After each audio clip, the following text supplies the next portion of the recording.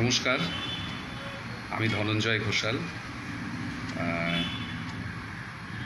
আজকে সরাসরি কথা বলার আসর। কথার আগে একটু দেখি কেউ এসেছেন কি না। বন্ধুরা কেউ আছেন? দেখা এবং শোনা দুটোই স্পষ্ট হলে, একটু জানতে পারলে তবে কথায় কথায় আমরা একটু যেতে। কোনো বন্ধু কি এসেছেন? লিটল প্রসারের পক্ষ থেকে আজকের এই সন্ধ্যার আড্ডা বন্ধুদের জন্য একটু অপেক্ষা। একজন দুজন এলেই আমরা শুরু করব আমাদের আজকের। এই তো সুশোভন এসে গেছে। আচ্ছা, বেশ, শোনা যাচ্ছে? দেখো তো, দেখা এবং শোনা দুটোই একটু জানাও যে আমি যা বলছি সেটা শোনা যাচ্ছে কি না।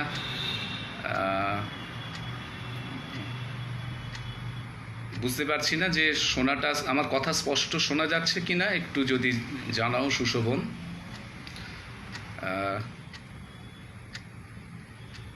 ঠিক শোনার বিষয়টা স্পষ্ট হলেই আমি একটু কথার দিকে এগোতে পারি আর কি। আজকের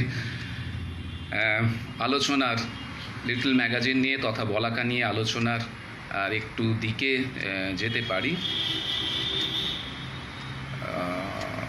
কিছু বুঝতে পারছি না সুশোভন, শোনা যাচ্ছে কিনা একটু স্পষ্ট করে লেখো, তাহলে বুঝতে পারবো যে হ্যাঁ ঠিক আছে, মনে কথা শোনা যাচ্ছে আর কি।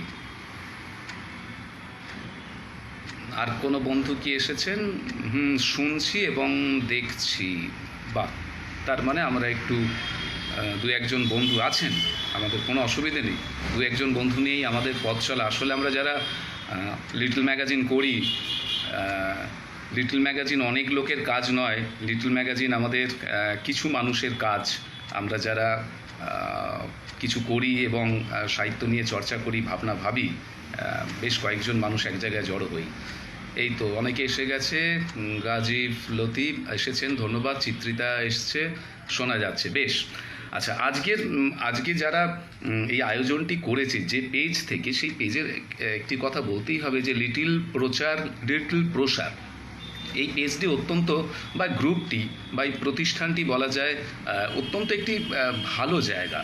যারা এই যে আমরা যারা এখন বাড়িতে বসে রয়েছি, প্রায় গৃহবন্দী অবস্থা, আস্তে আস্তে কিছু খুলছে, ঠিক সেই অবস্থায় প্রতিদিন সন্ধেবেলা প্রায় নিয়ম করেই বলা যায় প্রতিদিন কোনো না কোনো লিটল ম্যাগাজিনের একজন সম্পাদককে আমন্ত্রণ জানিয়ে, যিনি জানাচ্ছেন তিনি হচ্ছেন সুশোভন, এবং সুশোভনের বন্ধুরা এখানে হাজির করছেন। এই পেজ থেকে তারা আসছেন এবং খুব মূল্যবান কথা বলছেন। আমি বেশ কয়েকটি লাইভ শুনেছি লিটল প্রসার, অর্থাৎ আমি আজ যে গ্রুপের হয়ে এখানে এসেছি। আজকে আমি 21 নম্বরে রয়েছি সম্পাদক হিসেবে। এর আগে 20 জন সম্পাদক বিভিন্ন সময় বলেছেন, বিভিন্ন সন্ধে আলোকিত করেছেন। তাদের কথা আমরা শুনেছি, খুব মূল্যবান কথা। তাদের পত্রিকা করা, পত্রিকা প্রকাশ, পত্রিকাকে নিয়ে আনন্দ, দুঃখ, যন্ত্রণা সবই তো থাকে, সবই বলেছেন কেউ কেউ। আমার বেশ ভালো লেগেছে। আজকে যে কথা আমি বলবো তা মূলত আমার চিন্তাভাবনা লিটল ম্যাগাজিন প্রসঙ্গে এবং বলাকা পত্রিকা নিয়ে।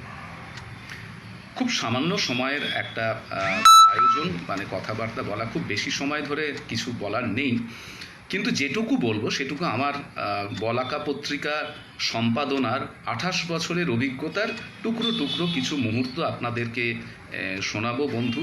যদি ভালো লাগে, সহ্য করেন, শুনুন। আর এই যে সমগ্র সন্ধেটি আমার পক্ষ থেকে আমি উৎসর্গ করতে চাই শ্রদ্ধেয় সন্দীপ দত্তকে। সন্দীপ দত্তকে এ পরিচয় আমরা যখন লিটল ম্যাগাজিন করতে এসেছি সেদিনই জেনে নিয়েছি। অর্থাৎ তিনি আমাদের লিটল ম্যাগাজিন জগতের, এই পত্রপত্রিকা জগতের তিনি ভীষ্ম, তিনি স্তম্ভ। মানে আমরা যেদিন পত্রিকা করতে আসি 1992 সালে, সেদিন একই সঙ্গে যেমন লিটল ম্যাগাজিনকে জেনেছি, একই সঙ্গে জেনেছি লিটল ম্যাগাজিন জগতের প্রবাদ প্রতিম সেই মানুষ সন্দীপ দত্তকে। সন্দীপদা, আপনার প্রতি আমার এই আজকের সন্ধ্যা আমি উৎসর্গ করছি এই অর্থে যে আপনাকে সামনে রেখে এই কথাগুলো বলা। কারণ আপনি যে বিশাল কাজ করেছেন লিটল ম্যাগাজিনের অভিভাবক হয়ে, সত্যি তার তুলনাহীন। আচ্ছা, দুই হচ্ছে যে যে কোনো কাজই পরম্পরাবাহী আর কি, পরম্পরাব্যাপী চলে।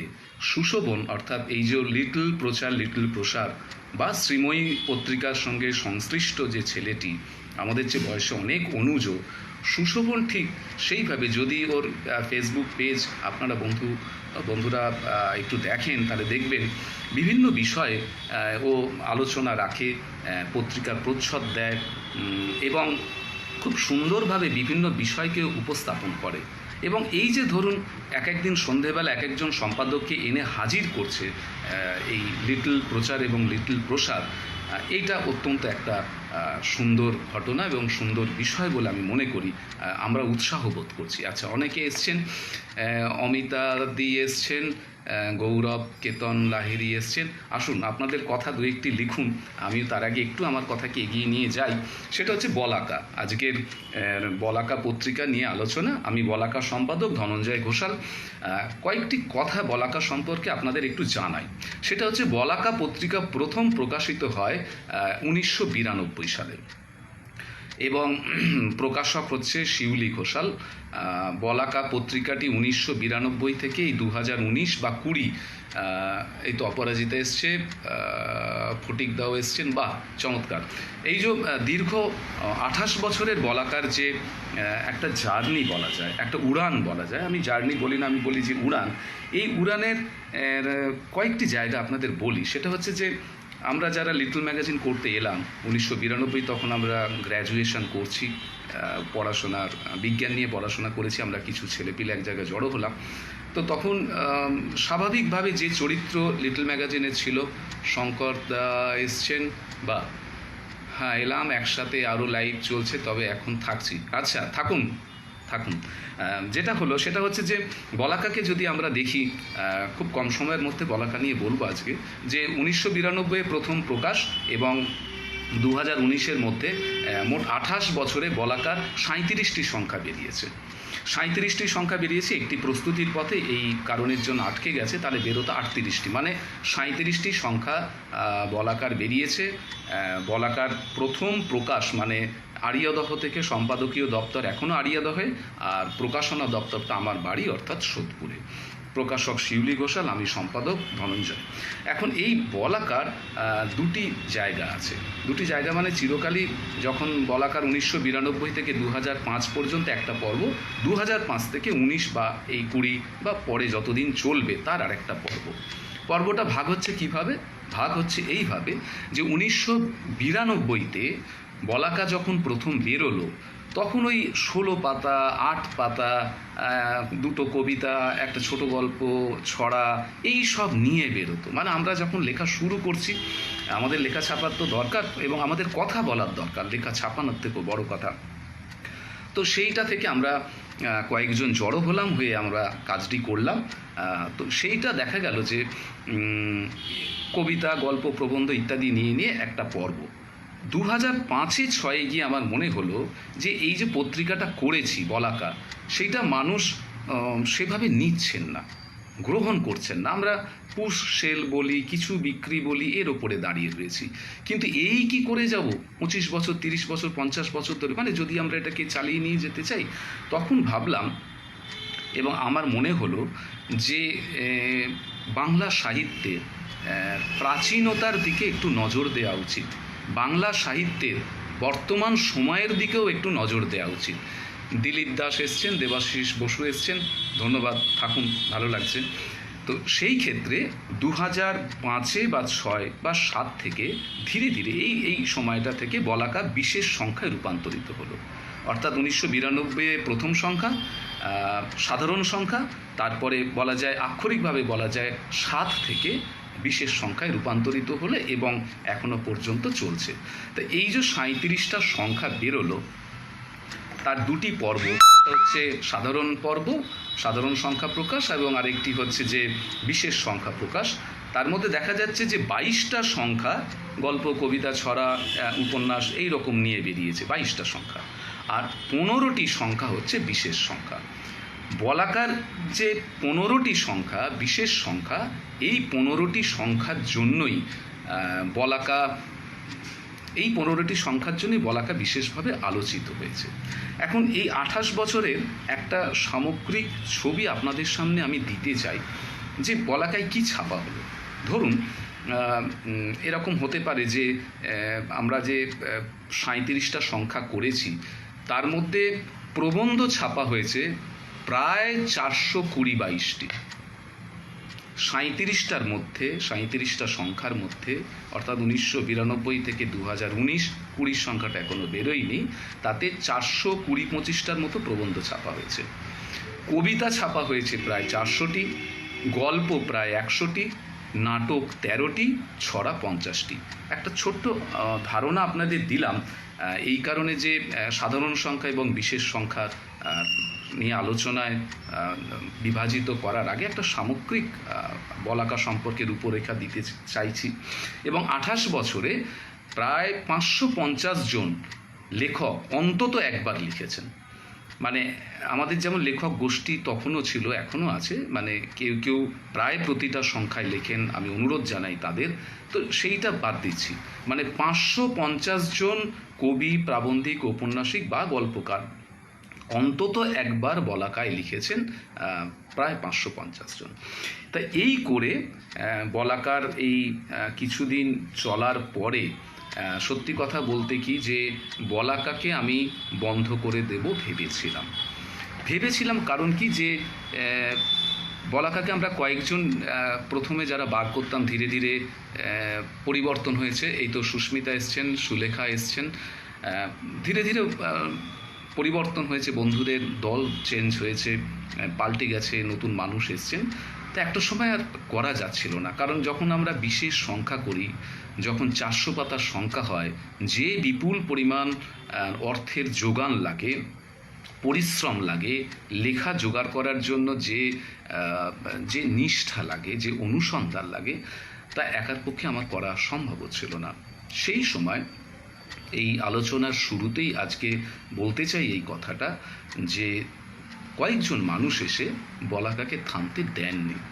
তার মধ্যে একজন হচ্ছেন অধ্যাপক পিয়ালি দে মৈত্র। তিনি একদিন যখন খবর পেলেন যে বলাকা 25 বছর চালানোর পর, আমি ভেবেছিলাম যে 25 একটা সংখ্যা যে এবারে বন্ধ করে দিতেই পারি, বা কেউ যদি চায় বলাকাকে তার মতো করে বার করতেই পারেন। তো তিনি বললেন যে না, আমরা যদি পড়াশোনা করি, বই কিনি এবং আমরা যদি সাহিত্যের সঙ্গে কাজ করি, বলাকার সঙ্গে তার পরিচয় অনেক আগে থাকতেই ছিল, বিশেষ সংখ্যা আলোচনা করার ক্ষেত্রেই লেখিকা হিসেবে তিনি আমন্ত্রিত ছিলেন। তো তিনি বললেন যে বলাকাকে বন্ধ করা যাবে না, এগিয়ে নিয়ে যাওয়া যাবে, এগিয়ে নিয়ে যাওয়া হোক। তো পিয়ালির সঙ্গে আমরা পেলাম সারদাকে, অধ্যাপক সারদা মাহাতো এবং অধ্যাপক সুস্মিতা সাহা। এরা তিনজনে মূলত বর্তমান সময়ে বলাকার সম্পাদক মণ্ডলীর সঙ্গে সংশ্লিষ্ট। তাদের প্রচেষ্টা না থাকলে 25 বছর পরবর্তী বলাকার যে সংখ্যাগুলো বেরিয়েছে, যে উড়ান আমরা এখন দিতে চাইছি বা দিচ্ছি, সেটা সম্ভবপর হতো না। বলাকার একসময়, মানে এই যে কথা বলতে বলতে কত নাম মনে পড়ে, বলাকার একসময় যখন বলাকার 25 বছর নিয়ে একটা সংখ্যা আমি করেছিলাম, মানে এই বন্ধ করার হেতুও আছে যে ধরুন 1992 কাগজটা শুরু হলো এবং তার 25 বছর বেরোনোর পর আমার মনে হলো যে কি করলাম, কি করা হলো। এই যে একটা কাজ মানুষ করলেন, আমি যে করলাম, তার কোনো সমাজের কাজে লাগেনি, এমন বড় কাজ আমি কিচ্ছু করতে পারিনি, আমার পক্ষে হয়তো করা সম্ভবও নয়, কিন্তু যে কাজটা করেছি সেটার একটা ফিরে দেখার ইচ্ছে জাগলো এবং সেইটা থেকে একটা বার করলাম, একটা বলাকার একটা সংখ্যাই হলো বলাকাকে নিয়ে, যেখানে সমস্ত ডকুমেন্টেশন করা হয়েছে। আমরা জানি, আমি দেখেছি, যেহেতু 19 শতক নিয়ে আমি গবেষণা করেছি, পুরনো পত্রপত্রিকা দেখতে গিয়ে দেখেছি যে উপযুক্তভাবে পত্রিকাগুলোর তথ্য নির্দিষ্ট করে কোথাও রাখা থাকে না বলে সেই পত্রিকাগুলো সম্পর্কে অনেক কিছু আমরা জানি না। তা আমাদেরই বলাকা উত্তরকালে কারুর কাজে লাগবে না, আমি জানি সেটা হয়তো লাগবে না, কিন্তু আমার মনে হয়েছে যে কাজ আমরা কয়েকজন মিলে করলাম তার একটা জায়গায় ধরে রাখা দরকার। তো আমি বন্ধুদের একটু সেই সংখ্যাটা দেখাতে চাই, আপনারা হয়তো একটু উল্টোভাবে দেখবেন। এই হচ্ছে সেই সংখ্যাটি। বলাকার পত্রিকাকে নিয়ে বলাকার এই সংখ্যাটা 25 বছরের এই সংখ্যায় বলাকার যাবতীয় লেখার মানে যাবতীয় কিছু এর মধ্যে রাখা রয়েছে। কি রাখা রয়েছে? ধরুন, বলাকার বর্ণানুক্রমিক লেখক সূচি রয়েছে, অর্থাৎ 25 বছর পর্যন্ত যারা লিখেছেন তাদের প্রত্যেকের কি লিখেছেন, কবে লিখেছেন, এবং প্রবন্ধ বা কবিতা বা গল্প যাই লিখে থাকুন না কেন, কোন সংখ্যায় কবে কি লিখেছেন তার তথ্য এখানে রাখা রয়েছে। বলাকার যে কটি অনুষ্ঠান করেছে সেই কটি অনুষ্ঠান কবে, কোথায়, কি করেছে, কারা আমন্ত্রিত ছিলেন, আমন্ত্রণপত্রে কাদের নাম ছিল, সেটা এখানে রাখা আছে। বলাকাকে নিয়ে বিভিন্ন পত্রপত্রিকায় যা লেখা বেরিয়েছে, সমালোচনামূলক, আলোচনামূলক বা রিভিউজ যা আমরা বলি, সমস্ত এখানে রাখা আছে। ফলে বলাকা বলতে যদি কোনো মানুষ, কোনো দিন কোনো পাঠক জানতে চান এই পত্রিকাটি কি করেছে, কি করেছিলাম আমরা, তার একটি ডকুমেন্টেশন আমি এখানে করতে পেরেছি, এইটুকু বলতে চাই। আজকের এই সন্ধে উৎসর্গ করছি সন্দীপ দাকে, কারণ তিনি এরকম অজস্র লিটল ম্যাগাজিনের অভিভাবক এবং তিনি যে ভাণ্ডার তৈরি করেছেন সেই ভাণ্ডারের প্রতি বারে বারেই নতজানু হই এবং শ্রদ্ধা জ্ঞাপন করি। পিয়ালি এসছেন, এই যে যার কথা বলছিলাম, যিনি ছাড়া বলাকা অসম্পূর্ণ, যিনি ছাড়া বলাকা এখন এগোতে পারা প্রায় অসম্ভব। পিয়ালি এসছেন, ধন্যবাদ পিয়ালি। বলাকার সম্পাদক মণ্ডলীর সঙ্গে যুক্ত, নিশ্চয়ই সারদা এবং সুস্মিতা এসছেন, সুস্মিতা রয়েছেন, যিনি বলাকার সম্পাদক মণ্ডলীর অন্যতম। আমাদের বলাকার একটা উপদেষ্টা মণ্ডলী আছে। বর্তমানে উপদেষ্টা মণ্ডলীতে যারা আছেন তাদের নাম বলি: অমিত্রসূদন ভট্টাচার্য, প্রাবন্ধিক গবেষক স্বপন বসু, 19 শতকের গবেষক স্বপন বসু, এবং ঔপন্যাসিক কথা সাহিত্যিক সাধন চট্টোপাধ্যায়। আর সাম্প্রতিক যে বলাকার সংখ্যাটা বেরিয়েছে সেটা ছিল বিষয় বাংলাদেশ সমাজ সাহিত্য সংস্কৃতি। সেই সংখ্যার উপদেষ্টা মণ্ডলীতে ছিলেন শ্রদ্ধেয় শঙ্খ ঘোষ। এই বলাকার মোটামুটি একটা পরিচিতি আপনাদের আমি তুলে ধরলাম। এবং এখনকার পত্রিকার ক্ষেত্রে যে জানি যে একটা আন্তর্জাতিক বা দেশীয় কি বলবো নথিকরণ করা হয়, যেটাকে আমরা ISSN, international standard serial number বলে থাকি। বলাকা সেটা 2001-এ পেয়েছিল এবং সেটা নাম্বার হচ্ছে 22309381। সেটা 2001-এ বলাকা লাভ করেছে। এবং ইউজিসি প্রতি বছর বা কোনো সময় কিছু পত্রপত্রিকাকে নির্বাচিত করে বিভিন্ন জায়গায় নেমার জন্য, সেক্ষেত্রে বলাকাও তাই সেই তালিকাভুক্ত হয়েছে। অর্থাৎ আমাদের কাজ যা আমরা করেছি সেই কাজের এগুলো স্বীকৃতি বলতে পারি একটা। আমি এক ঝলক বলাকা যে 15টি সংখ্যা, বলাকা বলতে যে কজন পাঠক, যে কজন মানুষ এখন চেনেন। পিয়ালি লিখেছেন, বলাকা পত্রিকার সদস্য হিসেবে কাজ করতে পেরে আমি গর্বিত। সত্যি পিয়ালি, আপনাকে পেয়ে মানে বলাকাও গর্বিত, ততোধিক গর্বিত। আচ্ছা, যে সংখ্যাগুলো বলাকার উল্লেখযোগ্য সংখ্যা সেগুলোর নাম একটু বলি। যেমন বিষয় বাংলাদেশ সমাজ সাহিত্য সংস্কৃতি, এটা বাংলাদেশের সমাজ সাহিত্য নিয়ে সংখ্যাটি হয়েছিল, বেরিয়েছে। বাঙালির লোকসাহিত্য, রবীন্দ্রনাথের চিঠিপত্র, বাঙালির শিশু সাহিত্য, প্রাক স্বাধীনতা পর্ব, বাঙালি রাষ্ট্রপতি, অর্থাৎ প্রণব মুখোপাধ্যায় যখন রাষ্ট্রপতি ছিলেন সেই সময় তাঁকে নিয়ে একটি সংখ্যা হয়েছিল, বাঙালি রাষ্ট্রপতি, রবীন্দ্রোত্তর বাংলা কবিতা, নবচেতনায় বঙ্গনারী, নাট্য ব্যক্তিত্ব রবীন্দ্রনাথ, বাংলা বই ও ছাপাখানা, কাঙাল হরিনাথ মজুমদার, কবি সুনীল গঙ্গোপাধ্যায় সংখ্যা এবং বাঙালির বিজ্ঞান চর্চা। দেখুন, এই কতগুলো সংখ্যা থেকে একটা জিনিস খুব পরিষ্কার এইভাবে বলতে পারি যে বিশেষ সংখ্যা যা আমি করেছি সেই সংখ্যাগুলোর বিষয় মানে মানুষ হিসেবে যদি ধরি, 2-1 রয়েছেন, যেমন কাঙাল হরিনাথ মজুমদার, সুনীল গঙ্গোপাধ্যায় এবং বাঙালি রাষ্ট্রপতি পাপড়ি চ্যাটার্জি এসছেন, শুভদীপ সেন শর্মা এসছেন, ধন্যবাদ। এই কজনের উপর বাকি বিষয় নিয়ে কাজ করেছি আমরা, এবং বিষয় নিয়ে কাজ করতে গিয়ে আমার বারে বারে মনে হয়েছে যে আমি একজন বাঙালি। তো আমাদের রবীন্দ্রনাথ, আচার্য প্রফুল্লচন্দ্র, সত্যেন্দ্রনাথ বসু, এই সব মানুষেরা রয়েছেন, আশুতোষ মুখোপাধ্যায়। তো বাঙালি আনাকে অনুসন্ধান করা আমার কাজ। কীরকমভাবে ধরুন, বলি যে বাঙালির বিজ্ঞান চর্চা খুব প্রশংসিত হয়েছে। মানে এই সংখ্যাটি করার পর আমাদের পাতিরাম থেকে কলকাতায় বা সারা পশ্চিমবঙ্গে বলাকার যেখান থেকে পাওয়া যায় সেটা পাতিরামে কয়েক মাসের মধ্যে বাঙালির বিজ্ঞান চর্চা নিঃশেষিত হয়ে যায়।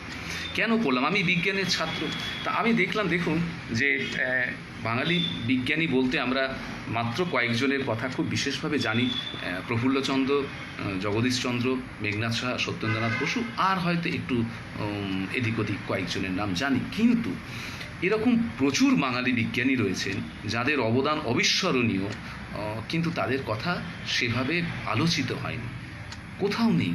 তো আমি ঠিক করলাম যে বাঙালির বিজ্ঞান চর্চা প্রাক স্বাধীনতা পর্ব, মানে 47 পর্যন্ত, দেশ স্বাধীন হওয়ার আগে এই যে পরিকাঠামোয় কিভাবে বাঙালি বিজ্ঞানীরা কাজ করলেন, আপনারা বিশ্বাস করুন আমি তাজ্জব হয়ে গেছি, অবাক হয়ে গেছি যে কি বিশাল প্রতিভা বিজ্ঞান চর্চায় বাঙালি ছিল। এবং মানে আশ্চর্যের, যারা নোবেল পেয়েছেন বিজ্ঞানে, তারা তাদের অনেক অনেক লেখায়, অনেক পেপারে আমাদের বাঙালি বিজ্ঞানীদের কথা বলে গেছেন, উল্লেখ করেছেন। আমি গর্বিত হয়েছি। এই বলাকার যে সাধারণ সংখ্যা থেকে বিশেষ সংখ্যায় উত্তীর্ণ হওয়া, তার যে বিন্দু, সেই বিন্দুটি যাকে কেন্দ্র করে, তার নাম কাঙাল হরিনাথ মজুমদার। 2007 সালে এই মানুষটিকে নিয়ে আমি সংখ্যা করলাম। তা সবাই বললেন যে সংখ্যা যদি করছো তাহলে লালন ফকিরকে নিয়ে করো। কাঙাল হরিনাথ নামটা প্রায় অচেনা, অনেক অচেনা, অনেক দূরের মানুষ তিনি। তা আমার কেন জানি না এই মানুষটাকে খুব ভালো লেগে গিয়েছিল। মানুষটি নির্ভীক, মানুষটি কোনোদিন আপোষ করেননি, পত্রিকা করেন, বিজ্ঞাপনের লোভে কোনোদিন কারুর কথা ছাপেননি, নিজের কথা বলতে পেরেছেন। সুলেখা সরকার লিখছেন, একটু পড়ি, আপনাদের সঙ্গে কথাবার্তাও তো হবে। পত্রিকা সম্পর্কিত অসুবিধে সবসময় ছিল, কিন্তু একে টিকিয়ে রাখার দায়িত্ব সকলের। লিখিতাই বিষয়ভিত্তিক কাজ আমাকে টানে। ধন্যবাদ সুলেখা। তা করতে গিয়ে দেখুন যে তার আগে বলাকাকে নিয়ে, মানে যেহেতু আমাদের চটি সংখ্যা হতো, এই প্রবন্ধ, গল্প ইত্যাদি নিয়ে হতো, কোনো কাগজ সত্যি কথা বলতে আমাদের কথা 2-1 লাইনে সেরে দিত, বিস্তৃত আলোচনা হতো না কোনো দৈনিক, কোনো বড় পত্রিকায়। তা আমরা সেটা আশাও করিনি, কিন্তু প্রচারের ক্ষেত্রে এটা খুব কাজে লাগে।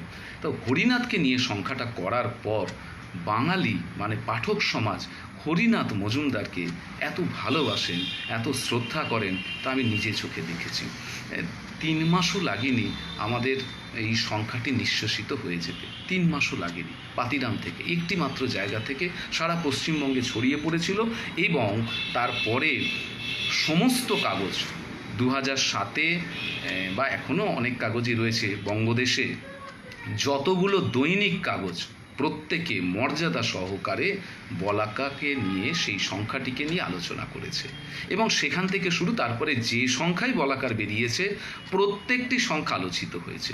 এই যে 25 বছরের যে সংখ্যাটি আপনাদের দেখালাম, বলাকাকে নিয়ে বলাকার সংখ্যা, তাতে সেইটা করতে গিয়ে বলাকার যে আলোচনা বেরিয়েছে বিভিন্ন দৈনিকে, তাতে দেখলাম 80টির মতো আলোচনা বেরিয়েছে। অর্থাৎ 2007 থেকে 2019 পর্যন্ত বলাকার সংখ্যা নিয়ে আলোচিত হয়েছে বিভিন্ন পত্রপত্রিকায়, তার সংখ্যা 80টি। কোথায় কোথায় বেরিয়েছিল? আনন্দবাজার, প্রতিদিন, বর্তমান, স্টেটসম্যান, টেলিগ্রাফ, আজকাল, একদিন, তথ্যকেন্দ্র, গণশক্তি, নবকল্লোল, প্রসাদ, যুগশঙ্খ, সানডে ইন্ডিয়ান, মানে বাদ নেই কোথাও আর কি। এবং সেটা 2-1 লাইনে সেরে দেওয়া ব্যাপার নয়, রীতিমতো প্রচ্ছদ দিয়ে মানে আমাদের কাজকে সমকাল অভিবাদন জানিয়েছেন। এটাই আমাদের সবচেয়ে বড় কথা, যে আমরা তো কিছু চাই না, আমরা এইটাই চাই যে আমাদের কাজটা অন্তত মানুষের কাছে পৌঁছো। মানে ধরুন, সত্যি কথা বলতে কি, কলকাতার পর্যায়ে যখন সংবাদটি বেরোয় যে আমরা কি কাজ করেছি, তখন সারা বঙ্গদেশের বাঙালি পাঠক জানতে পারেন। তাদের নেওয়ার আগ্রহটা বাড়ে। এই এই এই যে এই পথটি আমাদের সত্যি প্রশস্ত করেছে, আমাদের মানুষের কাছে নিয়ে যেতে, এগিয়ে নিয়ে যেতে সাহায্য করেছে। ফলে এরকম ৮০টির মতো আলোচনা বেরিয়েছে, যা ভাবলে বিস্ময় লাগে যে একটি ছোট কাগজ আমরা করি, সেটা নিয়ে বড় বড় পত্রিকা এই যে আমাদেরকে আমাদের কাজকে তারা যে মানুষের সামনে তুলে ধরেছেন, এই সুযোগে আমি তাদেরকেও ধন্যবাদ জ্ঞাপন করি। বলাকার বহু মানুষ লিখেছেন, যেমন বলাকার শুভানুধ্যায়ীদের মধ্যে বা এখন সম্পাদক মণ্ডলীর মধ্যে যেমন পিয়ালি, শারদ এবং সুস্মিতা রয়েছে, তেমনি একসময় বলাকার কাজের সঙ্গে প্রত্যক্ষ যোগ ছিল আর এক অধ্যাপিকা, তার নাম রিয়া চক্রবর্তী। সে বলাকার আর অনেক কাজ করতো মানে কি, মানে এইটা যে বলাকা হতে গেলে বিভিন্ন দিক, মানে প্রুফ দেখা থেকে শুরু করে লেখা নির্বাচন থেকে শুরু করে অনেকগুলো পর্ব থাকে। সেই পর্বে তার সক্রিয় সহযোগিতা ছিল। এখন সে ব্যস্ত হয়ে যাওয়ায় হয়তো সঠিকভাবে সবসময় সময় দিতে পারে না, কিন্তু বলাকার প্রতি নিশ্চয়ই তার সমর্থন রয়েছে। জ্যোতিষদা আমার অত্যন্ত একজন প্রিয় মানুষ, বারাসাতে থাকেন, তিনি বলাকার অনেক কাজ করে দেন। এরকম অনেক মানুষ আছে। কথায় কথায় মনে পড়বে যে আমরা 25 বছরের সংখ্যাটা যখন পড়ছিলাম, আর এক অধ্যাপিকা ব্রতী গায়েন, সে অনেক কাজ করে দিয়েছে। অর্থাৎ এই যে স্রোতের মতো বহু মানুষ বলাকার সঙ্গে যুক্ত হয়েছেন, থেকেছেন, এটা আমাদের একটা বিরাট প্রাপ্তি। এখন বলাকার একটু যদি লেখক সূচি দেখা যায়, তাহলে বিশেষ সংখ্যায় বেশ কয়েকজন মানুষ আছেন যারা বারবারই লেখেন। অর্থাৎ বলাকার লেখক গোষ্ঠীর মধ্যে তাদেরকে আমি রাখতে চাই, অনুরোধ জানাই যে আপনারা লিখুন। তাদের পাণ্ডিত্যের সীমা পরিসীমা নেই, তারা আগ্রহ বোধ করেন, লেখাটি ছাপা হলে তাদেরও ভালো লাগে, কারণ অনেক পাঠকের কাছে বলাকার সূত্র ধরে তাদের লেখাটি পৌঁছে যায়। আচ্ছা, কে এসছেন একটু দেখি। তনয়া ঘোষ, দীপালিদি, দেখছি শুনছি, বাহ, ধন্যবাদ। অনেকে এসছেন, কয়েকজন বন্ধু আছেন। এটাই তো লিটল ম্যাগাজিনের বন্ধু, আপনারা সবাই সৈনিক মনে করি। লিটল ম্যাগাজিন আমরা যারা করি, আজকে আপনারা যারা শুনছেন, প্রত্যেকের প্রতি অভিবাদন জানাই। আমি অন্তর থেকে বলছি, আপনারা সবাই সৈনিক। মানে এই যে বিপন্নতা, এই যে ধস্ত সময়, যখন আমরা কোনো কিছুতেই আর মন দিতে পারি না, অনেক বছরই, শুধু করোনা তার জন্য নয়, তার মধ্যে কেন এরকম আলোচনায় যারা আছেন, আমি মনে করি আমরা সবাই মিলে আমাদের বর্তমান সময় এবং প্রাচীন কালকে বাংলা ভাষা দিয়ে আমরা তুলে ধরতে চাইছি, অনুসন্ধান করতে চাইছি সৈনিকের মতো। বলাকার লেখক সূচিতে আজকে তাদের নাম একটু বলি, যারা বলাকায় লিখেছেন। উজ্জ্বল মুখ কিছু, আমার সমকালের বন্ধুবান্ধবদের কথা বলছি না, আমাদের অগ্রজনের নামই শুধু এখানে আমি বলছি। যেমন ভবতোষ দত্ত, ইনি প্রবাদপ্রতিম মানুষ। আমার সঙ্গে আলাপ আমার একটি উপন্যাসের ক্ষেত্রে শান্তিনিকেতনে থাকতেন। মানে বিস্ময়কর মানুষ আর কি, যার বই পড়ে বাংলার যারা পড়াশোনা করে তাকে দূরে সরিয়ে হয় না আর কি। মানে আমাদের সৌভাগ্য যে বলাকার তিনি উপদেষ্টা ছিলেন। বলাকায় তিনি প্রবন্ধ লিখেছেন রবীন্দ্রনাথকে নিয়ে। এই প্রসঙ্গে বলি যে বলাকার যে 420-25টির মতো প্রবন্ধ বেরিয়েছে এই যে 28 বছরে, তার মধ্যে রবীন্দ্রনাথকে নিয়ে লেখা প্রবন্ধ প্রায় 105টি। আজকে আমি সেটা গুণে দেখেছি এই কারণে যে প্রত্যেক, যেমন ধরুন বুদ্ধদেব বসু যে কবিতা পত্রিকা করতেন, বা পরিচয় পত্রিকা সুধীনবাবুর, প্রত্যেকেই রবীন্দ্রনাথের উপরে অনেক প্রবন্ধ ছেপেছেন। সেই আকর্ষণ থেকে ভাবলাম, আচ্ছা দেখি তো যে বলাকাতে রবীন্দ্রনাথকে নিয়ে কতগুলো প্রবন্ধ ছাপা হয়েছে, বিভিন্ন লেখক লিখেছেন। তাতে দেখলাম যে রবীন্দ্রনাথকে নিয়ে বলাকায় প্রায় 105টি প্রবন্ধ ছাপা হয়েছে আর কি। বলাকার লেখক তালিকায় যে প্রসঙ্গে বলছিলাম, ভবতোষ দত্ত, অশ্রুকুমার শিকদার, অমিত্রসূদন ভট্টাচার্য, অলোক রায়, তপতী মুখোপাধ্যায়, রুদ্রপ্রসাদ চক্রবর্তী, অনাথনাথ দাস, গৌরচন্দ্র সাহা, সবুজ কলি সেন, বারিদবরণ ঘোষ, হীরেন চট্টোপাধ্যায়, আশিস খাস্তগীর, বরুণ চক্রবর্তী, আবুল আহসান চৌধুরী, মুন্তাসির মামুন, অরুণ সেন, শক্তিসাধন মুখোপাধ্যায়, পার্থজিৎ গঙ্গোপাধ্যায়, নারায়ণ হালদার, সনত কুমার নস্কর, নির্মল দাস প্রমুখ। মানে এই রকম মানুষেরা, এরা প্রত্যেকেই কৃতি মানুষ, গবেষক। মানে বাংলার আধুনিক সময়ে তাদের অবদান অনেক, সীমাহীন অবদান। এই সব মানুষেরা বলাকার সঙ্গে যুক্ত আছেন বা কেউ কেউ ছিলেন, এইটা আমার কাছে অত্যন্ত আনন্দের বিষয়, অত্যন্ত গর্বের বিষয়। বলাকাকে তারা সমৃদ্ধ করেছেন। বলাকার এই পর্বের কিছু কথা আপনাদের বললাম। এবার বলি যে বলাকার প্রাপ্তি একটু বলি। বলাকার প্রাপ্তি কিছু নেই, কিন্তু যে প্রাপ্তিটুকু আছে সেই প্রাপ্তিটুকু হলেই 25 বছর, 28 বছর, কেন 56 বছর কাগজ করা যায়। সেই প্রাপ্তিটা কি? সেই প্রাপ্তিটা হচ্ছে পাঠক নিজে খোঁজ নিয়ে যদি পত্রিকাটি সংগ্রহ করে। পত্রিকার এর চেয়ে বড় প্রাপ্তি আর কিছুই হতে পারে না। বলাকার ক্ষেত্রে সৌভাগ্য আমাদের পিয়ালি, শারদা এবং সুস্মিতা আমাদের সম্পাদক মণ্ডলীর সদস্যরা রয়েছেন, আমিও সম্পাদক হিসেবে এখানে রয়েছি। সবাই মিলে আমরা সেই কাজটি করছি যে আমাদের কাগজ পাতিরাম থেকে পাঠক সংগ্রহ করেন। এইটা আমাদের সবচেয়ে বড় প্রাপ্তি। কাগজটার খুব একটা কম দাম নয়, কাগজটার প্রায় 250-300 টাকা দাম। 400-500 পাতার কাগজ হয়, বিষয়ভিত্তিক কাগজ হয়। পাঠক সেই সুদূর জলপাইগুড়ি থেকে ফোন আসে, কি সুন্দরবন থেকে ফোন আসে প্রায় প্রতিদিন পুরনো সংখ্যার জন্য। আর নতুন সংখ্যা তো তারা নেবার জন্য কবে বেরোচ্ছে তার খোঁজ প্রতিনিয়তই রাখছেন। এইটা হচ্ছে বড় প্রাপ্তি একটি পত্রিকার, যখন পাঠক তাকে গ্রহণ করেন। এছাড়া কয়েকটি কথা বলি, সেটা হচ্ছে যে CIIL একটি গ্র্যান্ট এখন দেয় কি না জানি না, আগে দিত, যে বিষয়ভিত্তিক কোনো কাজ যদি কোনো পত্রিকা করে থাকে, সেই কাজটির যদি গুরুত্ব থাকে, তখন ভারত সরকারের central institute of Indian language, এটা হিউম্যান রিসোর্স ডেভেলপমেন্ট যে শাখা, যে বিভাগ, তারই একটি শাখা CIIL, সেখান থেকে বলাকা 2 বছর একটা পাবলিকেশন গ্র্যান্ট পায়, সেটা 2008 এবং 9। সেইটা অত্যন্ত উল্লেখযোগ্য একটি প্রাপ্তি যে আমরা যে কাজ করছি সেই কাজের ক্ষেত্রে, কাজের মূল্যায়নের ক্ষেত্রে এই প্রাপ্তি আমাদেরকে একটু বড় করেছে, একটু এগিয়ে দিয়েছে। আর্থিকভাবেও সহায়তা আমরা পেয়েছি। আরেকটি আমাদের বন্ধু কাগজ নাট্যকথা, নাট্য বন্ধু পুরস্কার বলাকা সম্পাদনার জন্য সেটা আমাকে দিয়েছে। আচ্ছা, হিরণ মিত্র এসছেন, ধন্যবাদ, থাকুন, আমাদের বলাকার কথা চলছে। এইটুকুই বলতে পারি বলাকাকে নিয়ে। আর যেটা পর্ব, সেটা হচ্ছে যে বলাকার কিছু অনুষ্ঠান করেছে, অর্থাৎ ধরুন এই যে বিশেষ সংখ্যাগুলো বেরোয়, এই বিশেষ সংখ্যাগুলো অধিকাংশ ক্ষেত্রে বেরোনোর সময় আমরা কখনো কিছু অনুষ্ঠান করেছি, কখনো অনাড়ম্বরভাবেই প্রকাশ হয়েছে, হয়তো সেটা অনুষ্ঠানের প্রয়োজন হয়নি। আবার পত্রিকা আমরা প্রকাশ করিনি হয়তো সেই অনুষ্ঠানে, কিন্তু কোনো বিষয়কে নিয়ে অনুষ্ঠান করব এরকম পরিকল্পনাও রেখেছিলাম। আজকে সেইটা দেখতে গিয়ে দেখলাম যে ধরুন 1992 থেকে এই যে 2019, এই যে দীর্ঘ পথ, প্রায় 28 বছর, বলাকার আয়োজিত অনুষ্ঠানের সংখ্যা প্রায় 50টি অনুষ্ঠান।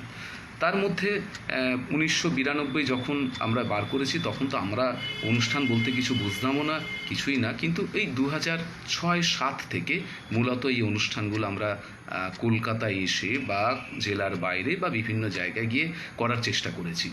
এইখানে কয়েকটি কথা বলতে চাই যেগুলো বলাকার প্রাপ্তির মধ্যে পড়ে, বলাকার উল্লেখযোগ্য ঘটনার মধ্যে পড়ে, বলাকার ইতিহাসের মধ্যে সেগুলো খোদাই হয়ে থাকবে, অন্তত আমার মনে হয়।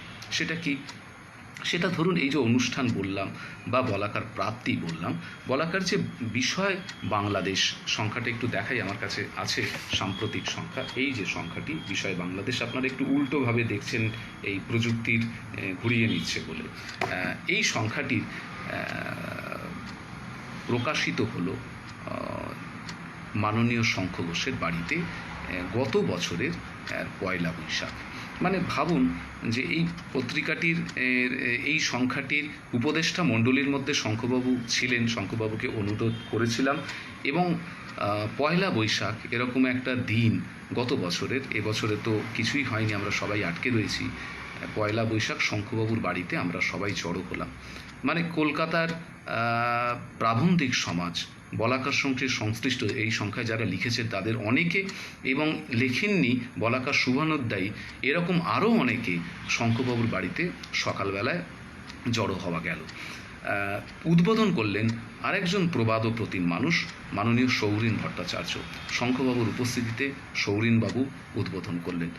শক্তি সাধন বাবু ছিলেন, বঙ্গীয় সাহিত্য পরিষদের সম্পাদক রতন নন্দী ছিলেন, অমিত্র সুদান বাবু ছিলেন, সাধন চট্টোপাধ্যায় ছিলেন এবং আরও অনেকে ছিলেন। তো এইটা ধরুন একটি কাগজ এই যে আমরা করছি, এটা কি কম বড় কথা?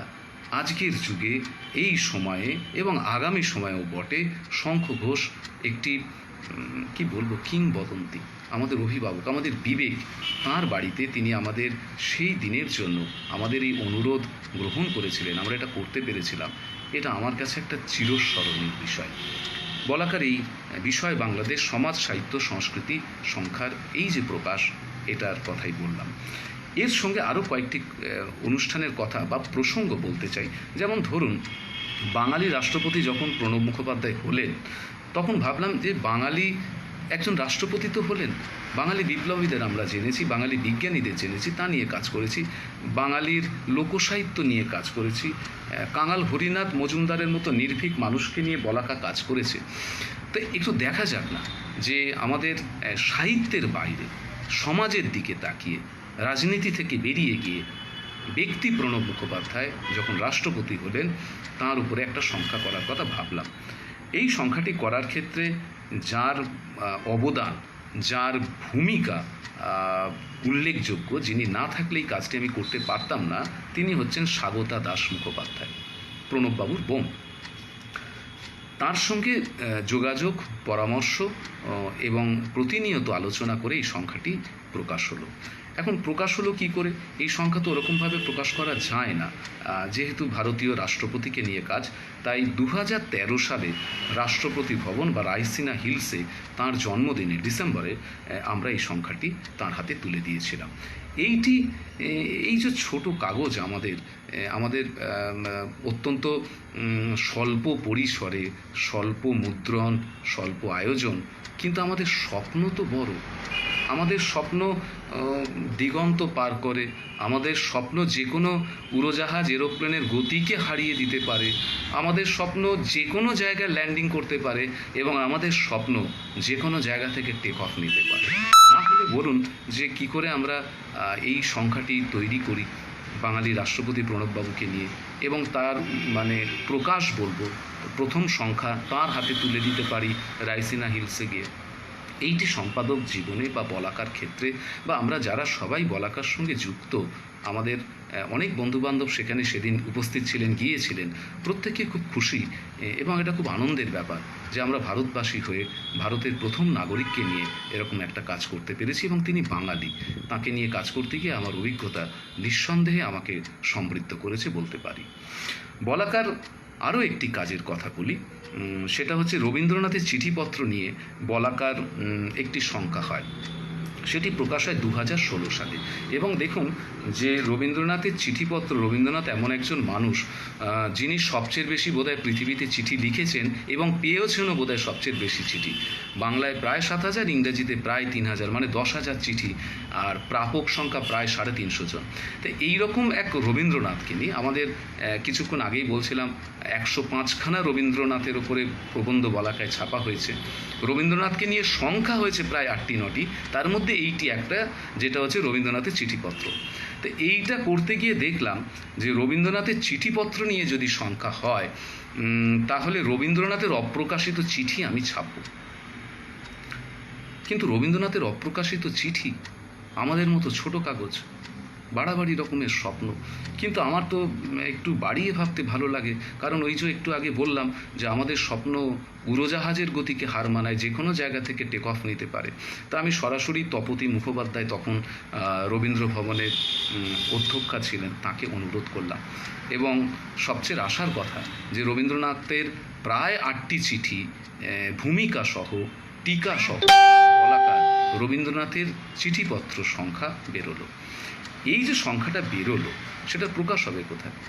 রবীন্দ্রনাথের চিঠিপত্র নিয়ে তার আগে কাজ হয়নি। এবং একই সঙ্গে সেদিন ভাবলাম যে যেদিন এটা বেরোবে এই সংখ্যাটার, সেদিন রবীন্দ্রনাথের চিঠি পাঠ নিয়ে একটা বিকেল বা সন্ধে আমরা করব। রবীন্দ্রনাথের চিঠি পাঠ নিয়ে এর আগে বঙ্গদেশে শুধুই চিঠি নিয়ে কোনো সন্ধে হয়নি। ভাবলাম যে এটা হবে, নিশ্চয়ই হবে। রবীন্দ্রনাথের কবিতা, নাটক ইত্যাদি তো আমরা শুনেছি, কিন্তু ভদ্রলোক এত সুন্দর চিঠি লেখেন, এবং তা যে পাঠ করা যায় এবং সেই পাঠও যে মুগ্ধতার বিষয় হয়ে উঠতে পারে, সেইটাই একটা পরীক্ষার মতো নিলাম। তো বিশ্বভারতীর সঙ্গে কথা হলো, তখন উপাচার্য ছিলেন মাননীয় স্বপনবাবু। তিনি তখন আমাদের এই প্রস্তাবটি গ্রহণ করেন এবং উদয়ন সভাঘরে এই সংখ্যাটির প্রকাশ হয় যে চিঠিপত্র সংখ্যা। এবং ভাবুন যে উদয়ন সভাঘরে ওই ঐতিহ্যমণ্ডিত জায়গায় বলাকা পত্রিকার একটি সংখ্যার আত্মপ্রকাশ, এটা কম গৌরবের? আমি মনে করি আমাদের প্রাপ্তি তো এইগুলো, যে এইরকম একটি প্রতিষ্ঠান, বিশ্বভারতীর মতো একটি প্রতিষ্ঠান তিনি গ্রহণ করেছেন যে আমাদের প্রস্তাব, এবং সেখানে আমরা যেতে পেরেছি এবং একই সঙ্গে সেই সংখ্যাটির প্রকাশ হচ্ছে, এটা একটা আমার কাছে চূড়ান্ত মুহূর্ত, তুরীয় মুহূর্ত বলে মনে হয়। রিমি দে বন্ধু, আচ্ছা, অনন্য রায়ের মা তপতী মুখোপাধ্যায়, হ্যাঁ। তো এই যে কাজগুলো, ধরুন এই কাজগুলো বলাকার আর ভেবেছি আমরা। কিন্তু এই চিঠিপত্র সংখ্যাটি করতে গিয়ে নেপথ্যে যিনি আমাকে সর্বতোভাবে সাহায্য করেছেন, নির্দেশ দিয়েছেন, সহায়তা করেছেন, তিনি হচ্ছেন আমাদের উপদেষ্টা মণ্ডলীর অন্যতম অমিত্রসূদন ভট্টাচার্য। এখানে দেখতে পাচ্ছি যে ওই চিঠিপত্র অনুষ্ঠানে যেদিন রবীন্দ্রনাথের চিঠিপত্র পাঠের ছিল, অপরাজিতা এখানে উপস্থিত আছেন, তিনিও রবীন্দ্রনাথের একটি চিঠি পাঠ করেছিলেন, তাই তো? কী চিঠি পাঠ করেছিলেন সেটা মনে নেই, কিন্তু তিনি আমন্ত্রিত ছিলেন এবং একটি চিঠি পাঠ করেছিলেন সেই আমাদের বলাকার সংখ্যাটি প্রকাশের দিন উদয়ন সভাঘরে। এইটা গেল। এরপরে আরও একটা কথা বলি, সেটা হচ্ছে যে ধরুন আমরা বাংলা ভাষায় কাজ করছি, কিন্তু বাংলা ছাড়া অন্যান্য অনেক ভাষার কবিদের সঙ্গে বা সাহিত্যিকের সঙ্গে আমার একটা যোগাযোগ ছিল, যেহেতু আমি মিনিস্ট্রি অফ কালচারের একটা ইয়ং রাইটার্স গ্র্যান্ট পেয়ে মানে পশ্চিমবঙ্গের বাইরে অন্যান্য অনেক লেখক ও কবি সাহিত্যিকের সঙ্গে মিলতে পেরেছিলাম। তো একসময় ভেবেছিলাম যে ভেবেছিলাম এই কারণেই যে ধরুন যে সাঁওতাল বিদ্রোহ হয়েছিল, এই নিয়ে একটা কাজ করব, কারণ এই নিয়ে আমি নিজে একটু পড়াশোনা করেছিলাম। এই বিদ্রোহের প্রভাব সাহিত্যে, বাংলা সাহিত্যে কিভাবে এসেছিল তা নিয়ে আমি একটি আমন্ত্রণে গিয়েছিলাম বক্তৃতা দিতে, সেটা ঝাড়খণ্ডে। সেই জায়গায় সাহেবগঞ্জে, যেখানে বিদ্রোহের সূত্রপাত হয়েছিল, ভিক্টোরিয়া মেমোরিয়াল হলের সঙ্গে বলাকার যৌথ উদ্যোগে 2008-এ একটা আলোচনা সভা হয় সারাদিন ব্যাপী। সেটা কি? সেটা হচ্ছে সাঁওতাল বিদ্রোহের যে হলো, সাঁওতাল বিদ্রোহের বিভিন্ন দিক, বিদ্রোহের রূপরেখা, বিদ্রোহের বৈশিষ্ট্য, সাহিত্যে তার প্রভাব, সমাজে তার প্রভাব, ভাষায় তার প্রভাব, বিভিন্ন দিক নিয়ে দুটি পর্বে প্রায় সারাদিন ধরে দুপুর এবং সন্ধে জুড়ে পশ্চিমবঙ্গ বাংলা একাডেমিতে ভিক্টোরিয়া মেমোরিয়াল হলের সঙ্গে বলাকার যৌথ উদ্যোগে একটি কাজ হয়, আলোচনা সভা হয়। তা আমি মনে করি, দেখুন, আমরা এই যে ছোট পত্রিকা হতে পারি, কিন্তু আমাদের কাজকে সমর্থন করার জন্য সত্যি অনেকে তো এগিয়ে এসেছেন। ভিক্টোরিয়া আমাদের জানালেন যে হ্যাঁ, এটা হতে পারে, এটা খুব গুরুত্বপূর্ণ কাজ, এবং উপস্থিত থাকলেন এই আলোচনায় এই সময়ের বিখ্যাত মানুষেরা। তার মধ্যে ধীরেন্দ্রনাথ বাস্কের ছিলেন, আরও অনেকে ছিলেন, ওই ভদ্রলোক ছিলেন, মাহাতো নামটা মনে পড়ছে না আমার, এখন বলতে বলতে মনে পড়বে। এরকম বহু মানুষ উপস্থিত ছিলেন। এই যে কাজগুলো আমরা করতে পারলাম, এই কাজগুলো আমাদের কাছে বলাকার এই যে 28 বছরের পেরিয়ে যাওয়া পথের ক্ষেত্রে একটা নিশান, আমাদের কাছে নিশান। তা হয়তো কোনো কাজে লাগেনি, কিন্তু আমাদের কাজে লেগেছে পরের কাজটা শুরু করার জন্য, পরের কাজটাকে এগিয়ে নিয়ে যাওয়ার জন্য। হ্যাঁ, অপরাজিতা লিখছেন, এই অসাধারণ অনুষ্ঠানের সঙ্গে ছিলাম, মৃণালিনীকে লেখা একটি চিঠি পড়েছিলাম, ঠিক স্মৃতি ফিরে এলো। আচ্ছা, এরপরে আরেকটি কাজ, সেটা সাহিত্য একাডেমির সঙ্গে বলাকার যৌথ উদ্যোগে হয়েছিল। সেইটা সাঁওতাল বিদ্রোহের কাজ, ব্যতিক্রমী কাজ। ফটিকদা লিখছেন, হ্যাঁ নিশ্চয়ই তাই। আমরা আজও মনে করি যে সেই কাজটা আমাদের একটু সাহস এবং ব্যতিক্রমী দৃষ্টিভঙ্গি থেকেই আমরা করেছিলাম আর কি। তো বলাকার সঙ্গে আরেকজন মানুষের কথা, এখানে কয়েকজন মানুষের কথা বলতে হবে। পশুপতি মাহাতো, হ্যাঁ ঠিক ঠিক, পশুপতিদার কথা। পশুপতিদার সঙ্গে আমার ওই সূত্রেই যোগাযোগ এবং আলাপ, এবং যেমন ভালোবাসা হয় তেমনি তর্ক বিতর্ক হয় বিভিন্ন বিষয় নিয়ে। আসলে এটা উদারতার জায়গাটা, বহুত্বের জায়গা। তাই ভাবি এত গুণী মানুষ, পশুপতিদার মতো এরকম সীমাহীন জ্ঞান, অথচ আমার সঙ্গে একটু তর্ক হলো। কি ভালোবাসলেন মানুষটি আমাকে, সত্যি কথা, স্মৃতি ফিরে আসছে, সেই সব দিনের ঘটনা মনে পড়ে যাচ্ছে। যে মানুষটির কথা বলবো, বলাকার সঙ্গে যার দীর্ঘদিনের যোগাযোগ এবং বলাকা যাকে নিয়ে কাজ করতে পেরে একটা পরিচিতি পেয়েছে, তিনি হচ্ছেন সুনীল গঙ্গোপাধ্যায়। ধরুন বলাকা 2007-এ যখন কাঙাল হরিনাথ সংখ্যা বেরোলো, তখন বলাকাকে নিয়ে প্রত্যেকটি কাগজে, সাময়িকীতে রিভিউ বেরোলো, সম্মানজনক রিভিউ বেরোলো, আলোচনা বেরোলো, রিভিউ বেরোলো।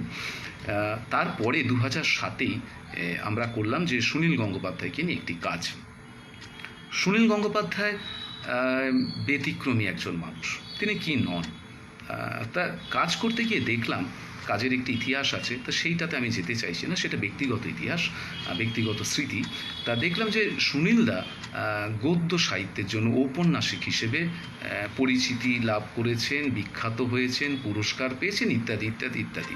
কিন্তু কবি সুনীল গঙ্গোপাধ্যায়, এদিকে ওদিকে বিপন্ন ঘরবাড়ি, নবীন কিশোর, এই যে সুনীল, কবি সুনীল, তাকে অন্বেষণ করার কাজ শুরু করলাম। সুনীলদা কিছুতেই রাজি হলেন না, বললেন না না না, আমাকে নিয়ে সংখ্যা টঙ্কা করো না, এইসব করা ঠিক না, ইত্যাদি ইত্যাদি। তা আমিও কিছুতে ছাড়বো না। অবশেষে তিনি বললেন আচ্ছা ঠিক আছে, দেখছি, আচ্ছা আচ্ছা এরকম। হ্যাঁ, প্রতীকটা পশুপতি প্রসাদ মাহাতো, হ্যাঁ। তো তাকে নিয়ে কাজ করলাম, কবি সুনীল গঙ্গোপাধ্যায় সংখ্যা। এখন এই সুনীলদাকে নিয়ে কাজ করতে গিয়ে আমরা তখন লেখালেখি করছি, বেশ খানিকটা বয়স হয়েছে, 92 থেকে 2007-এ পেরিয়ে এসেছি। বঙ্গ সমাজের সঙ্গে বৃহত্তর যোগাযোগ কাঙাল হরিনাথ মজুমদারকে সংখ্যা নিয়ে যেমন হলো, তেমনি সুনীল গঙ্গোপাধ্যায় সংখ্যা করে হয়ে গেল।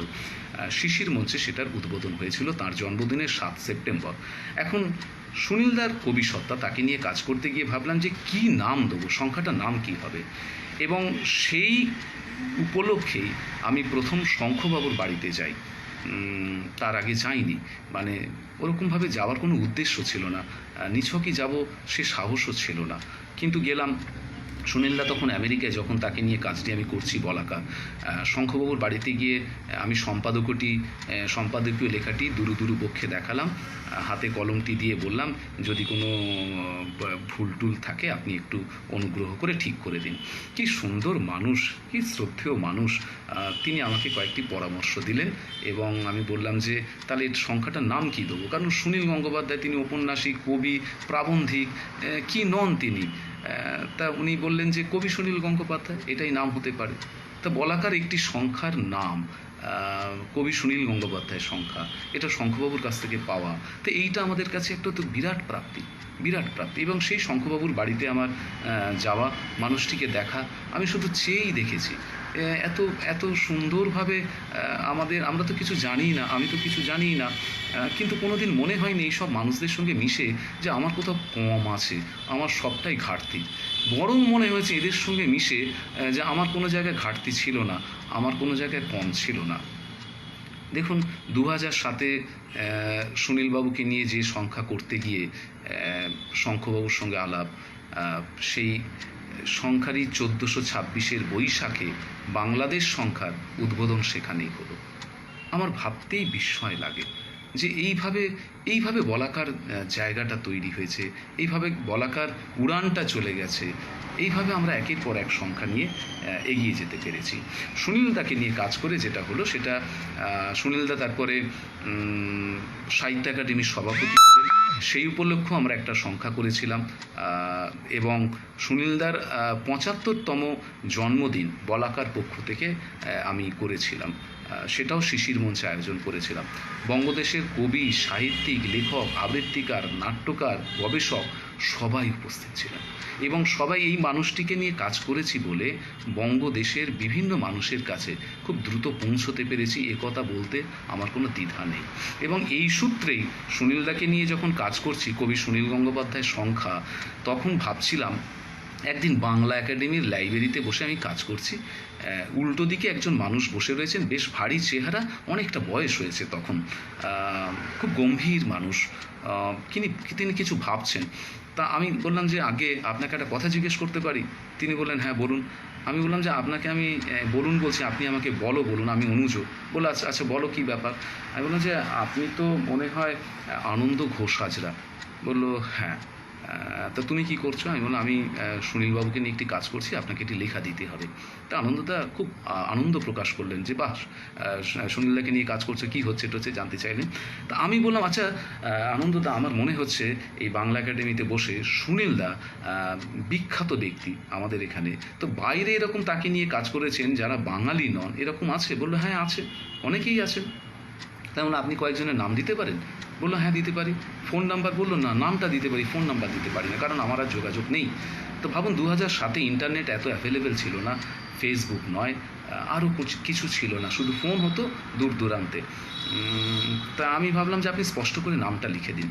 তো তিনি লিখে দিলেন, আমি এসে সার্চ করলাম এবং ইমেলে একজনকে বার করলাম, তাকে ইমেল পাঠালাম। তিনি হচ্ছেন ব্লাঙ্কা কনটকোভা ক্যাপকোভা, তিনি প্রাগে থাকেন, চেক রিপাবলিকে থাকেন।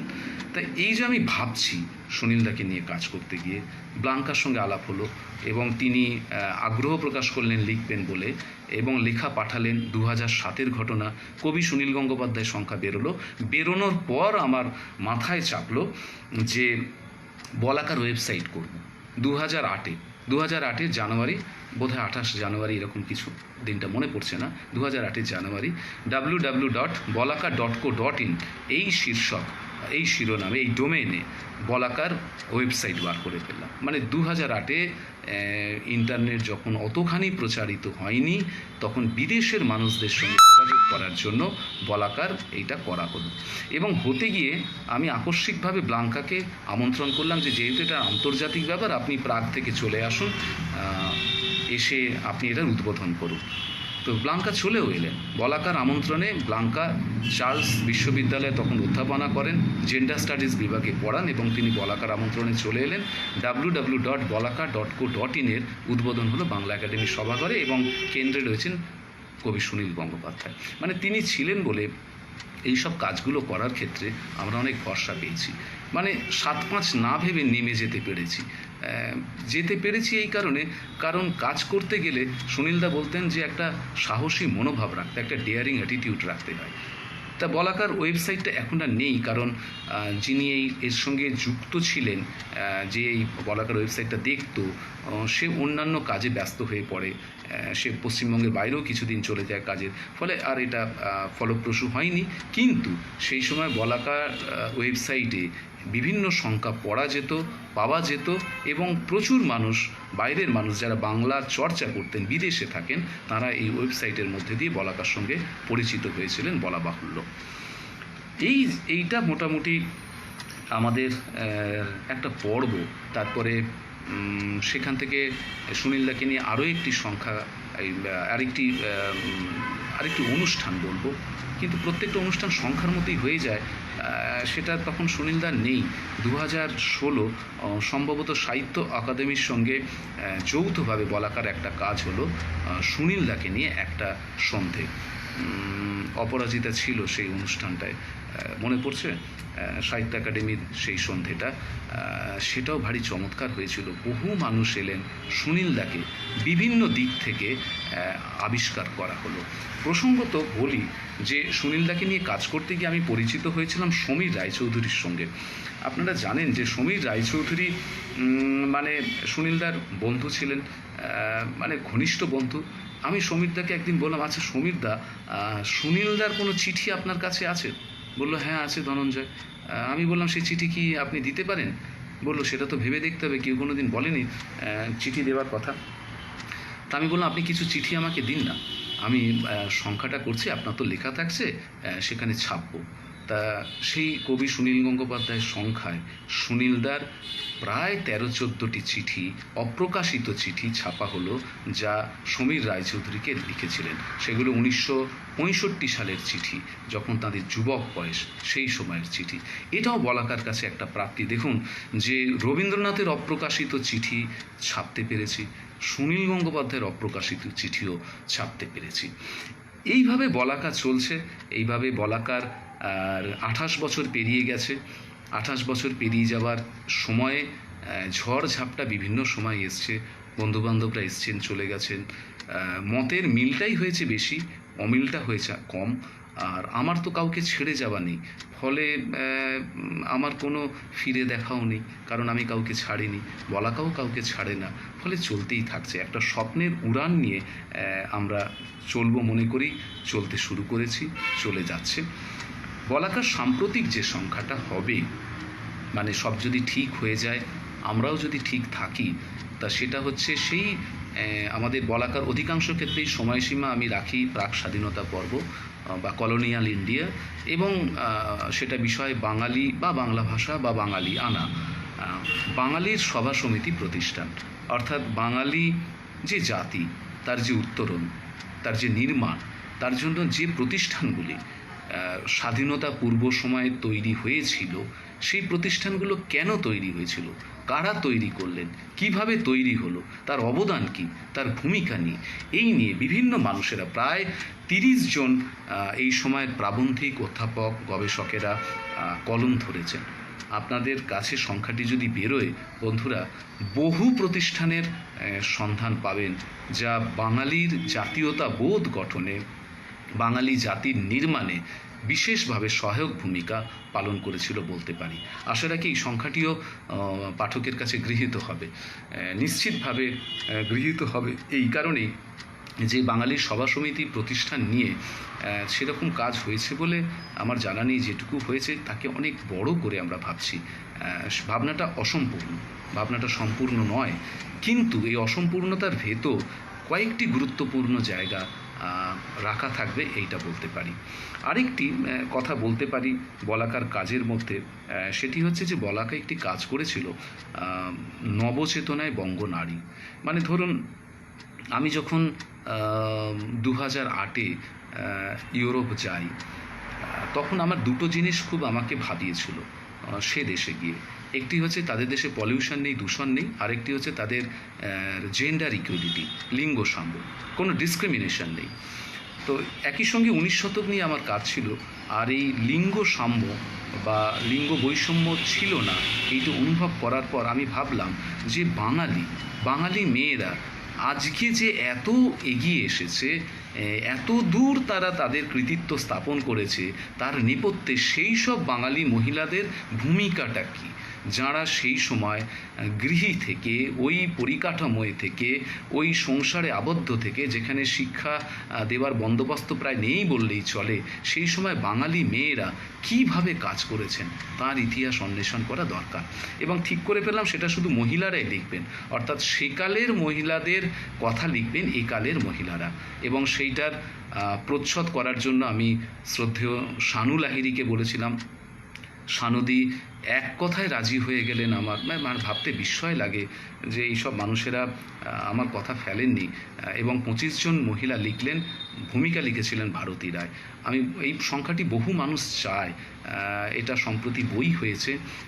এই কাজগুলো আমরা করতে পেরেছি, এবং সেটা করতে গিয়ে আসলে নিজে সমৃদ্ধ হয়েছি। আমি সেই বাঙালি মহিষী নারীদের এই সুযোগে আজকের সন্ধে আরেকবার প্রণাম জানাই, নতজানু হই তাদের কাছে। আজকের সন্ধেটি বন্ধুরা আমি উৎসর্গ করেছি আমাদের প্রবাদ প্রতিম অগ্রজ অভিভাবক, লিটল ম্যাগাজিন জগতের ভীষ্ম মাননীয় সন্দীপ দত্তকে। এই সুযোগে অভিবাদন জানাই, প্রণাম জানাই আমাদের অগ্রজ মহিলাদের, যাদের নিয়ে আমরা সংখ্যা করেছিলাম নবচেতনায় বঙ্গনারী তৈরি হয়েছিল। আরেকটি কথা যে এই কাজ করতে গিয়ে কয়েকটি দুঃসাহসিক কাজ করেছিলাম, সেই প্রসঙ্গটা একটু বলি। আশা রাখি সময় আছে। সুশোভন এবার একটু আমাকে বলুক থামতে হবে কোথায়, কখন যাব থেমে।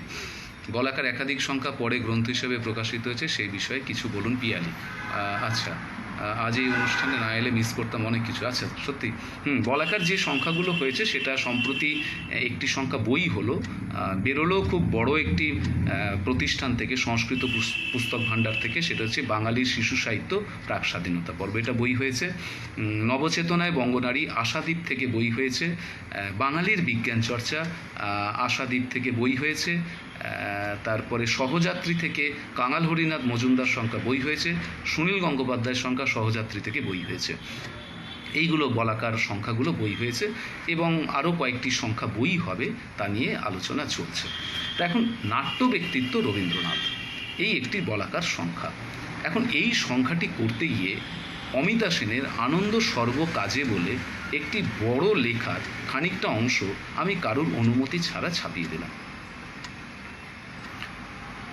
মানে কি বলবো যে এরকম কাজ অনেক করেছি, কিন্তু আমি মনে করেছি আমি কোনো খারাপ কাজ করিনি, সঠিকভাবে প্রুফ দেখেছি, ছাপিয়ে দিয়েছি। অনুমোদন নেওয়া হয়নি, আর অনুমোদন নেবই বা কী করে। কিন্তু তার আগে অমিতা সেনের সঙ্গে আমার একবার দেখা হয়েছিল। আমার সৌভাগ্য দেখুন, আশ্রমকন্যা অমিতা সেন, মানে যিনি রবীন্দ্রনাথের তত্ত্বাবধানে নিজেকে নির্মাণ করছেন, আমি তার সামনে দাঁড়াতে পেরেছি, কথা বলতে পেরেছি, তাকে প্রণাম করতে পেরেছি।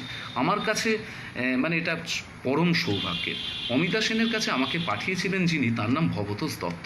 তখন আমার অচিন পাখি বলে একটি উপন্যাস বেরোবে, বাউলদের নিয়ে গবেষণাধর্মী উপন্যাস, ভবতোষ দা উদ্বোধন করবেন। বললেন যে তুমি যখন শান্তিনিকেতনে এসছো তখন ওকে গিয়ে একটি সংখ্যা দিয়ে, মানে ওকে গিয়ে তোমার বইটা দিয়ে এসো। ওটা সংখ্যা হিসেবে বেরিয়েছিল একটি পত্রিকায়, পরে বই হবে। তো তখন সংখ্যাটিই ছিল যে সংখ্যা ওই উপন্যাসটি ছিল। অমিতা সেন এর কাছে এই সংখ্যাটি, মানে উপন্যাসটি পাঠানোর পর তিনি সেটা পড়ে আমাকে একটি চিঠি পাঠিয়েছিলেন। চিঠিটি অনুলিখিত ছিল, কারণ তিনি তখন অনেক বয়স তার। তিনি বলেন অন্যজন লেখেন, সেই চিঠিটি আমার কাছে সম্পদ। তা আনন্দ সর্বকাজে নাট্য ব্যক্তিত্ব রবীন্দ্রনাথ করতে গিয়ে আমি খানিকটা অংশ ছাপিয়ে দিলাম। ছাপিয়ে দেওয়ার পরে পত্রিকা বেরিয়ে গেছে, সেটা বোধহয় 2008 বা এরকম কিছু, 9 এরকম হবে। হ্যাঁ, তখন 2010-এর সেটা হচ্ছে যে পৌষ মেলায় আমি গেছি বোলপুরে। গিয়ে শুনলাম যে অমর্ত্য সেন সেখানে রয়েছেন। তা আমি ভাবলাম যে যদি একটু অমর্ত্য সেনের সঙ্গে দেখা করা যায়। আমি ওই অরবিন্দ নন্দী, যিনি অনুলিখন করেছিলেন অমিতা সেনের যে চিঠিটি আমায় পাঠিয়েছিলেন 2004-এ, তাকে ফোন করলাম। তা তিনি বললেন এরকমভাবে দেখা করা সম্ভব নয়। আপনি বলছেন আজকে কালকে দেখা হবে, কি সম্ভব?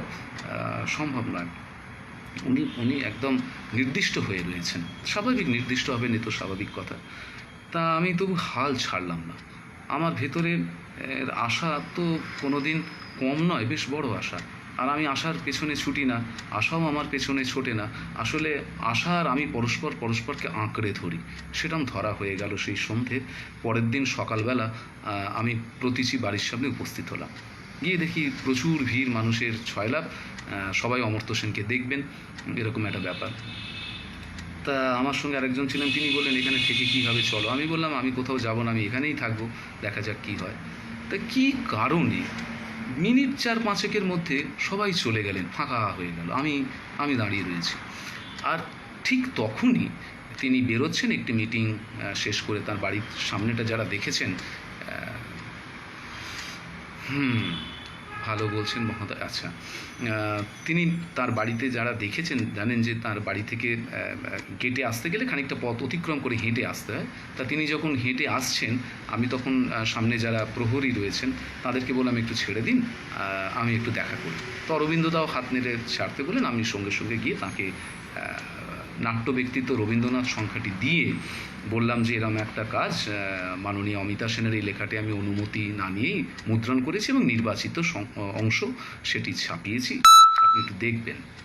উনি বললেন ঠিক আছে, তোমার যতটা দরকার তুমি ততটাই ছাপিয়েছো, এটাই সম্পাদকের সবচেয়ে বড় কাজ। আর অনুমতি সবসময় নেওয়া যায় না, সেটার যে খুব গুরুত্বপূর্ণ তাও নয়, কিন্তু এটা একটা ভালো কাজ বলে সূচিপত্রটা দেখলেন এবং পত্রিকা বিষয় তিনি কয়েকটি কথা বললেন, যেগুলো খুব গুরুত্বপূর্ণ কথা। তারপরে আমাদের পত্রিকা নিয়ে আমাদের বা উনি আমার সঙ্গে বা আমি ওনার সঙ্গে, কেন বলছি কথাটা, একটা ছবি উঠবে না।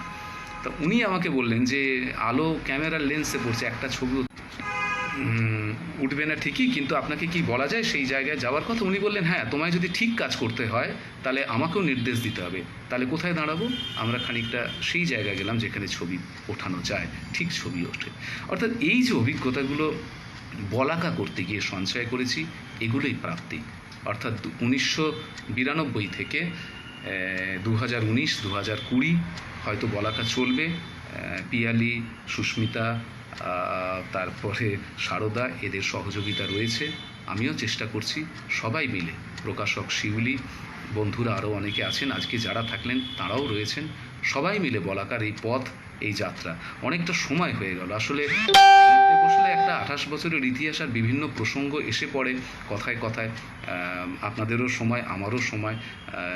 যারা সহ্য করলেন আমাকে, বলাকারকে ভালোবেসে, সত্যি কথা বলতে আপনারা যারা শুনলেন, সারদা এসছে, হ্যাঁ, নবচেতনায় বঙ্গনারী আমাকে গবেষণার জন্য বাড়িয়েছিল, ঠিকই সারদা, ধন্যবাদ সারদা, তোমরা আছো বলেই বলাকার রয়েছে, চলছে।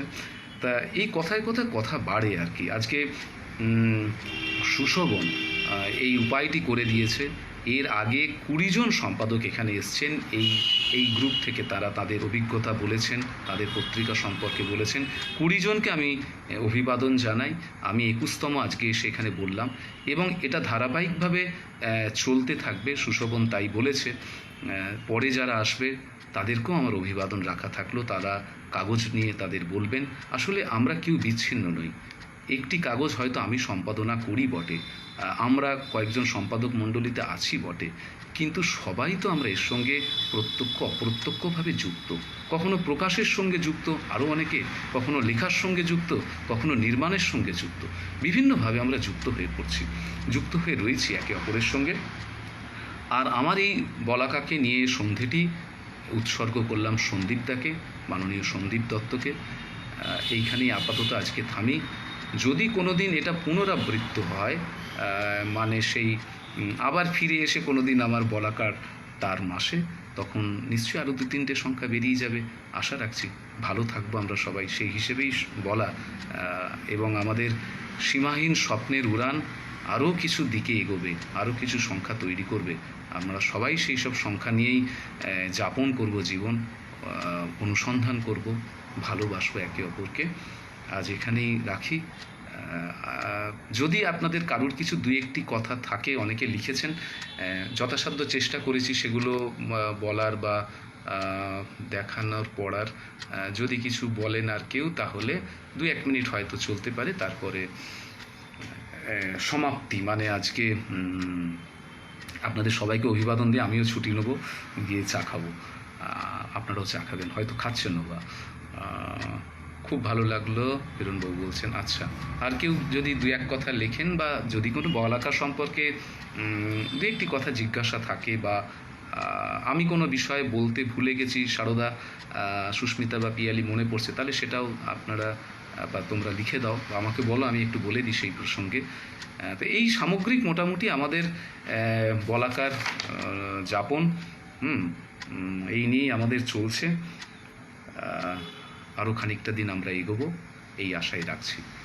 সবাই ভালো থাকুন। সুশোভন লিখছেন, শ্রদ্ধেয় অমর্ত্য সেন পত্রিকা সম্পর্কে কি বলেছিলেন যদি একটু বলো।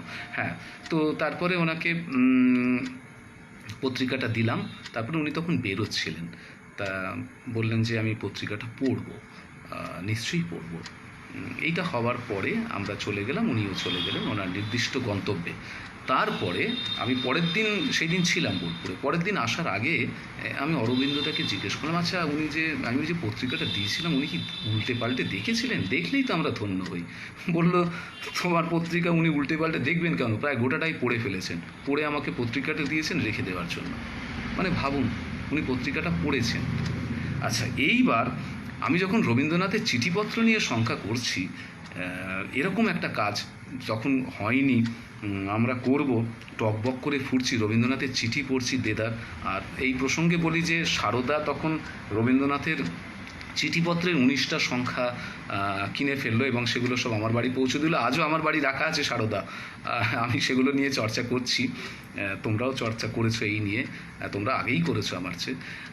তা তখন আমি মাননীয় অমর্ত্যবাবুকে একটি মেল পাঠাই যে আমাদের এই সংখ্যা বিভিন্ন কাজ করা আমাকে, মানে আপনি যে সময় বলছেন সেই সময়ের মধ্যে দেওয়া হয়তো সম্ভবপর হবে না। তার উত্তর দিয়েছিলেন। আমি তাই ভাবি, দেখুন, এইসব মানুষদের সঙ্গে আলাপ পরিচয়, কথাবার্তা, অনুরোধ, এইসব করা হলো, এটাই বলাকার প্রাপ্তি আর কি। এই সব মিলে আমাদের জীবন চলছে, আমাদের বলাকা চলবে আশা রাখি। সবাই ভালো থাকুন বন্ধু। সুশোভন, তোমার কথার উত্তর একটু দিলাম, আজকে এখানেই রাখছি। নমস্কার নেবেন, সবাইকে শুভেচ্ছা জানাই, ধন্যবাদ।